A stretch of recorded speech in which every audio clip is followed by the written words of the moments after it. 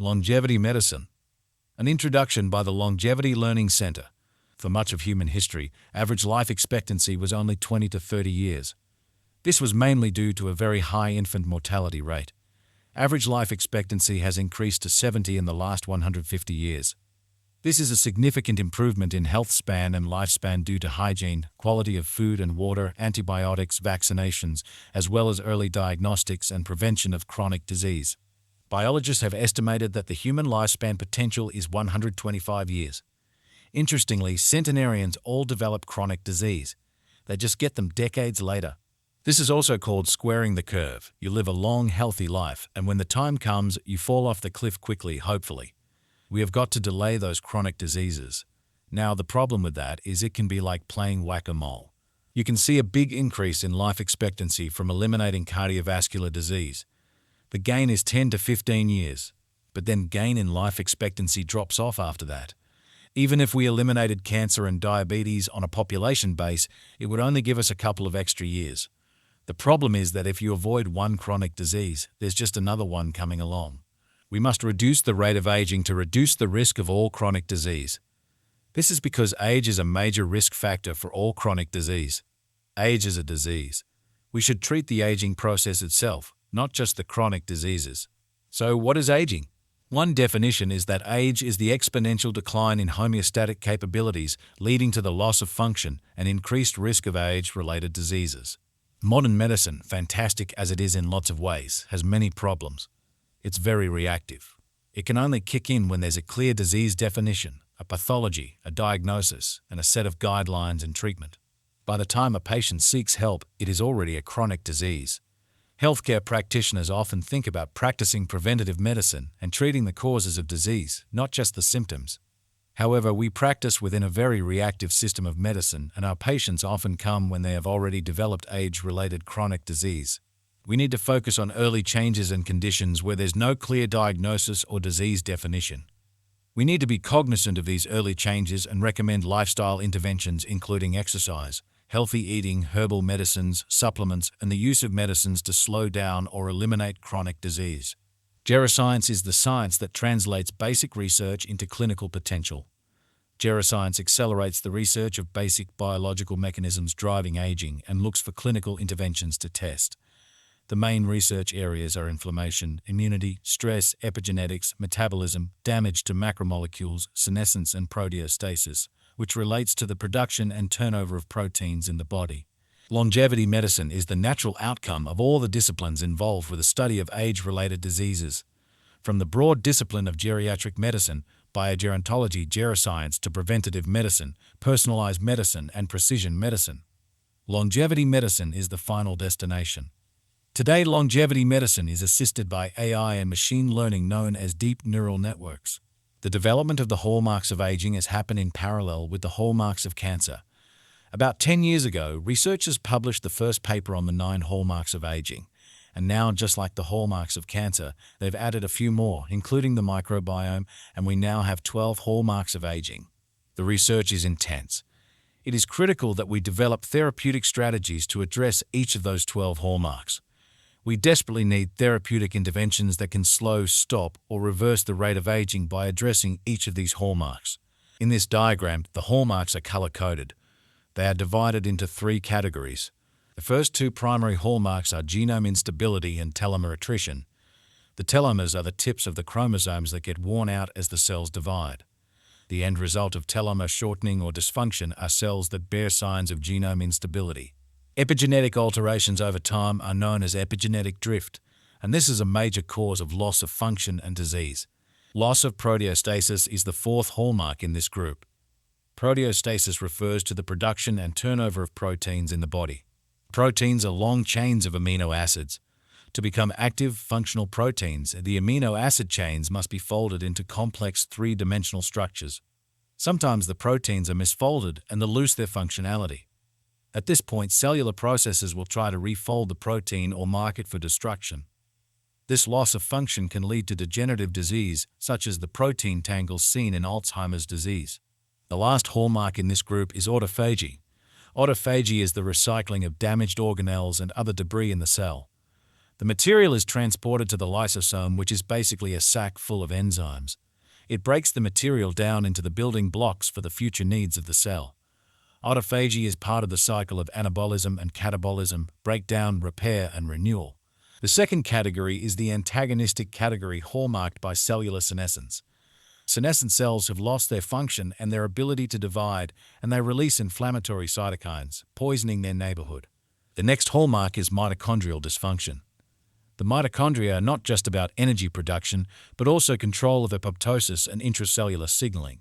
The last hallmark in this category is deregulated nutrient sensing. Nutrient sensing is a cell's ability to recognize and respond to fuel substrates such as glucose. It is a crucial feature of survival. Nutrient sensing pathways have developed to govern cellular energy and metabolic homeostasis. A deregulated nutrient sensing affects autophagy and energy intake. The major nutrient sensing pathway is known as mTOR. The effects of extended fasting can have a big effect on the activity of mTOR. The longevity drug rapamycin works directly to suppress mTOR. One of the effects of mTOR suppression is a temporary increase in autophagy. The last category is the integrative hallmarks, which include stem cell exhaustion, altered intercellular communication, chronic inflammation, and dysbiosis. The pillars of aging is a related concept to the hallmarks. The 7 pillars of longevity were first proposed by Brian Kennedy about 10 years ago. Kennedy now heads up a lab at the University of Singapore where they are focused on longevity medicine, including the testing of natural compounds. His 7 pillars are similar to the hallmarks. While the hallmarks of aging provide a detailed understanding of the cellular and molecular processes involved, the pillars of aging offers a slightly broader perspective that incorporates various factors, including genetic, environmental, and lifestyle factors. Another way of looking at this is the chain of events. At the top you can see there are some damage and errors. This could be genome instability, mutations, telomere shortening, chromosomal aberrations, and so on.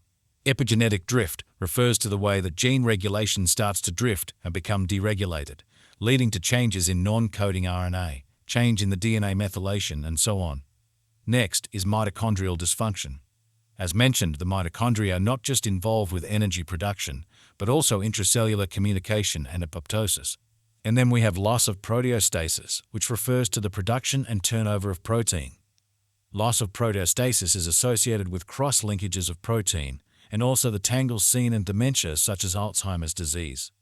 The response by the body is an alteration of the regulatory processes. We might see a deregulation of gene expression, for instance, a tumor suppress a gene that's no longer working to suppress cancer. The body may respond with impaired tissue regeneration, stem cell depletion, as well as systemic inflammation. And then at a higher level, it moves into the system changes, including internal clock failures. There is a large body of research in circadian rhythms, sleep disturbance, and dysregulation in the expression of circadian genes.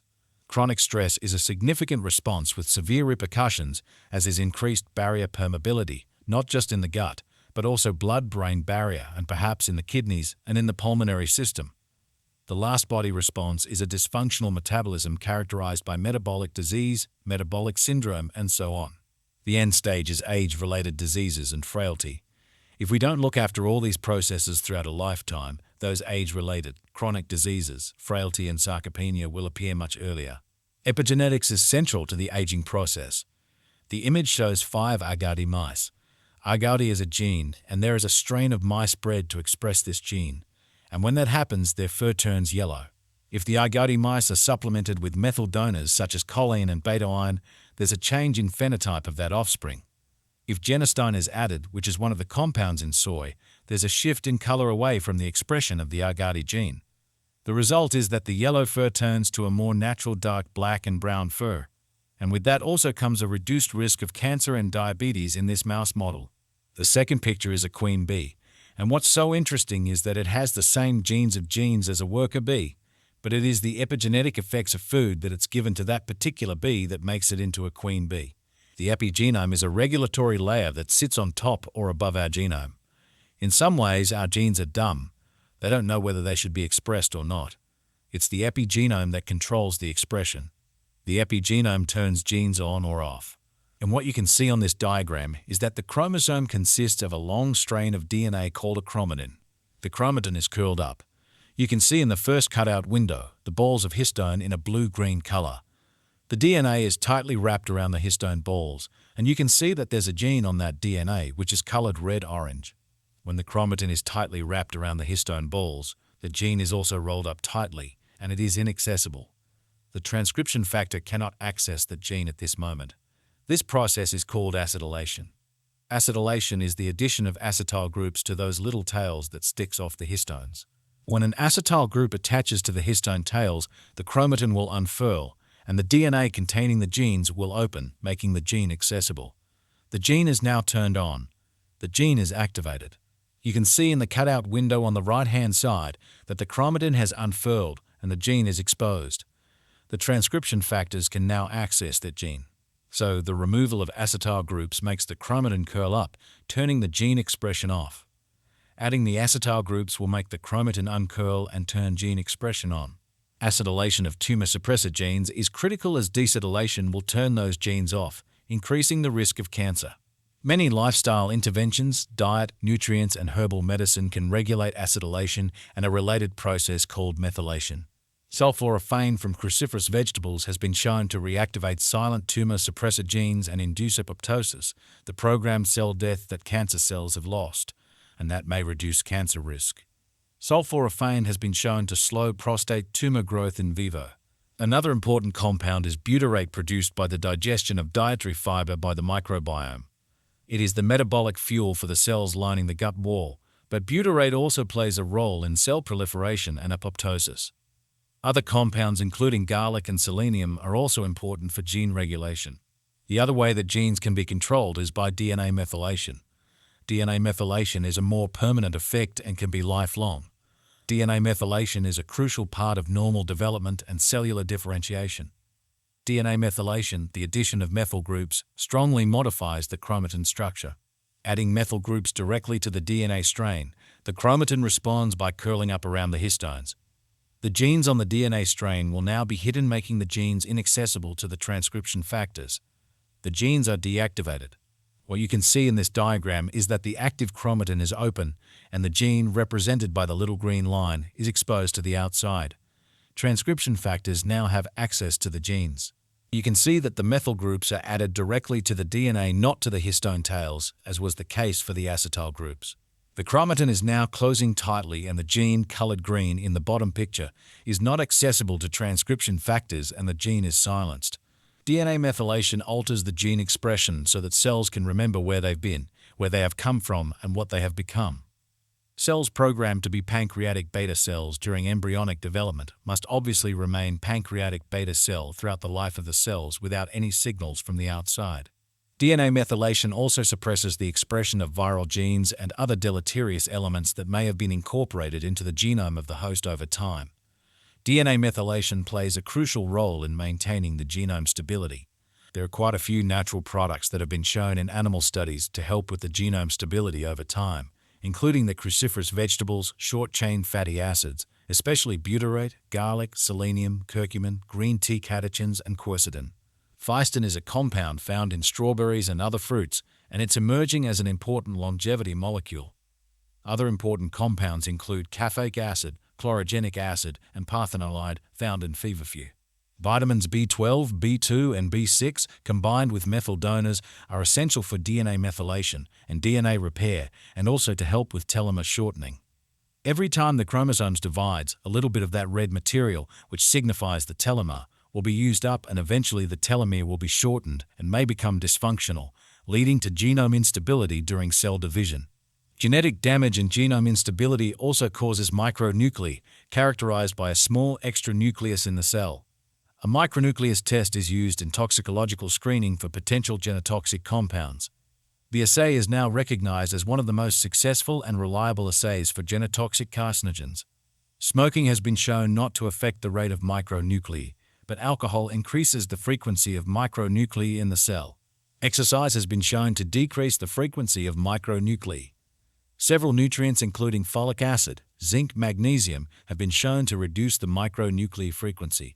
We need to educate ourselves and our patients about protecting our inner genome. Adequate sleep, exercise, healthy diet, supplementation, methyl donors, herbs and spices, and avoiding smoking and alcohol may help protect our genome. How do we protect ourselves against aging? A new class of compounds being investigated are the geroprotectors. Geroprotectors need to be consumed throughout a lifetime before disease emerge. Geroprotectors are substances or interventions that aim to reduce the aging rate and delay the onset of age-related disease. There are thousands of compounds under examination. The majority seem to be working via the so-called longevity pathways, which include FOXO, AMPK, Klotho, and mTOR pathways. Other signaling pathways are also involved, including transforming growth factor beta and other pathways involved with growth, differentiation, apoptosis, and immune responses. Geroprotectors may also work through NAD. NAD is critical for the oxidative phosphorylation in the mitochondria to produce ATP energy. Geroprotectors also work via elimination of senescent cells, inducing autophagy, suppressing chronic inflammation, proteostasis, telomere health, and more. In summary, geroprotectors are substances that can reduce the aging rate and increase a healthy lifespan. There are many drugs and natural compounds being investigated as geroprotectors. The 4 leading drugs under research right now are rapamycin, metformin, acarbose, and estrogen. Senolytics is a class of compounds that removes senescent cells. There are 2 incredible databases you can access for free: the database of aging-related drugs and the geroprotectors database. There are many natural compounds as well. Baecheline, found in Baekel skullcap. Spermidine is a naturally occurring polyamine compound first isolated from semen. It is also found in several plants, including green peas, chickpeas, cauliflower, broccoli, mushroom, and mango. Other compounds that may have geroprotective activities include green tea catechins and creatine. Creatine is also an important supplement for muscle growth and a key ingredient in the prevention of sarcopenia as we age. Other geroprotectors include the NAD enhancers, NR and NMN. Phyton, found in walnuts, pomegranate, and berries, is also a geroprotector. A good geroprotector will work against not just one, but several of the aging hallmarks. In this table, you can see that the top contender as a geroprotector is rapamycin. It affects 6 of the hallmarks in this table, which is a bit old as it only shows the 9 original hallmarks. The mineral lithium hits 3 hallmarks, while glycine hits only 2. You will need a combination of compounds to affect all 12 hallmarks of aging. Another compound that has gained a lot of attention recently is the amino acid taurine. Taurine has been shown to decrease with age and be associated with age-related diseases.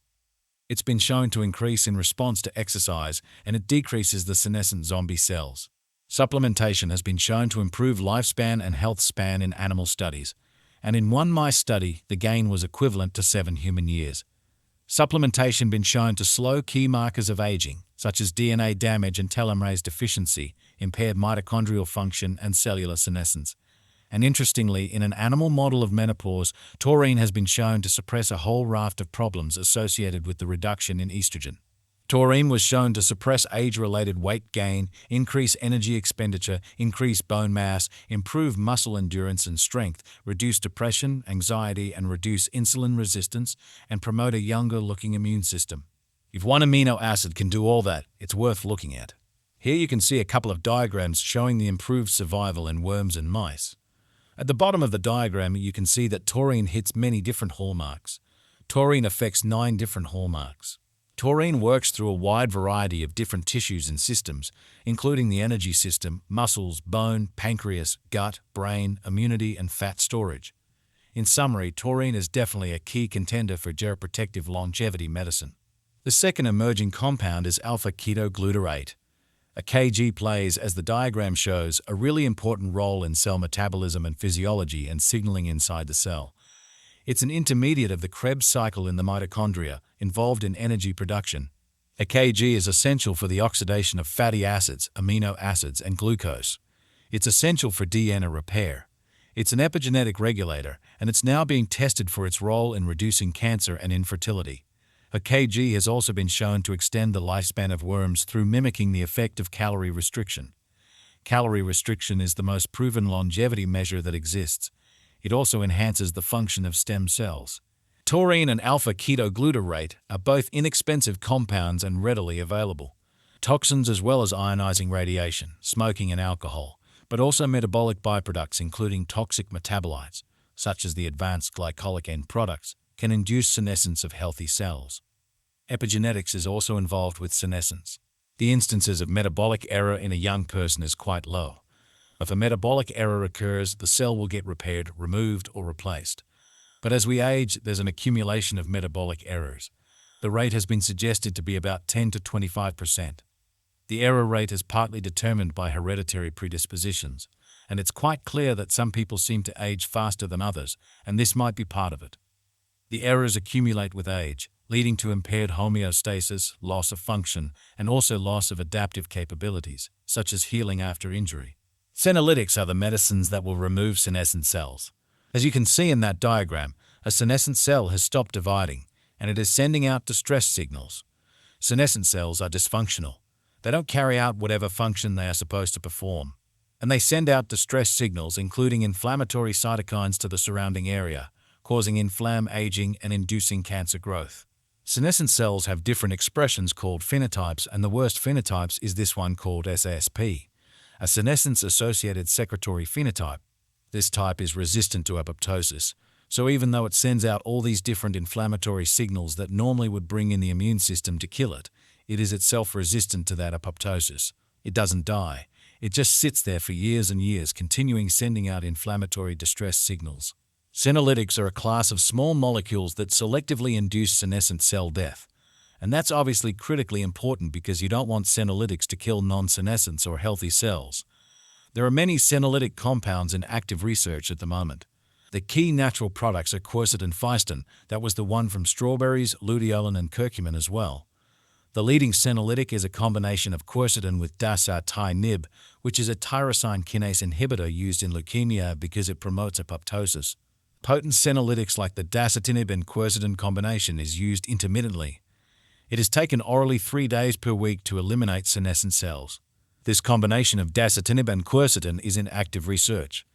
This first study is an in vitro or ex vivo study where they took abdominal subcutaneous adipose tissue from patients with diabetes and obesity during surgery. This tissue was shown to contain a high level of senescent cells. The tissue was cultured and exposed to the dasatinib and quercetin formulation. The researchers found that the senescent cells had decreased by 70% in just 2 days, and all those SASP factors, all those inflammatory mediators had also decreased significantly. This study and others led to an incredible plethora of in vivo studies. The dasatinib and quercetin formulation is now being investigated for many chronic diseases. The dasatinib formulation, as well as phycetin on its own, have been shown to extend the remaining lifespan in old mice by up to 35%, suggesting that senolytic medication can be taken later in life. The compounds have also been shown to delay death from cancer in mice. Phycetin itself is in clinical trials right now for AIDS-related osteoporosis, osteoarthritis, frailty, and complications due to COVID-19. Dasatinib and quercetin has been shown to be effective in reducing idiopathic pulmonary fibrosis. The formulation was 100 mg of dasatinib with 250 mg of quercetin for 3 days. The compounds are also in clinical trials for other conditions, including age-related osteoporosis, age-related frailty, including frailty in bone marrow transplants where they might get an accelerated aging-like syndrome following the high-dose chemotherapy, and also frailty in childhood cancer survivors who have developed frailty in their 30s or 40s as a result of their treatment, as well as diabetic chronic kidney disease and Alzheimer's disease. James Kirkland is one of the leading researchers in this area. Senolytics target senescent cells, while senomorphics target the SASP secreted from senescent cells. There is obviously also an important body-mind connection in aging, and therefore in longevity medicine. Depression, anxiety, and stress plays a significant role in aging. Our subjective age is also important. How old do you feel? Is an important question to ask patients. A wide range of physiological functions decrease with age. This is a diagram of the losses from 20 to 75 years of age. We have a decrease in nerve impulse, blood supply to the brain, blood supply to the liver, kidney filtration rate, and the number of axons in the spinal cord. Lots of things go wrong as we age. This research has also led to development of the so-called aging clocks. Aging clocks are designed to predict the aging process, or the rate of aging at different levels of the body, from the molecular and cellular levels right up to system levels. The aging clocks have been in development for the last 10 years or so, and some of them are now commercially available. One such aging clock is the epigenetic test, which can predict a biological age based on the level of DNA methylation. The blood age analysis is another aging clock that is now available for clinical use. The blood age analysis uses the data from common blood tests. It can use up to 45 biomarkers to calculate the biological age of a person's blood, and it's based on AI and deep neural network analysis from large datasets stored in various international biodata banks. The blood age analysis is available from the website agingclocks.com. Longevity medicine, brought to you by Longevity Learning Center and agingclocks.com.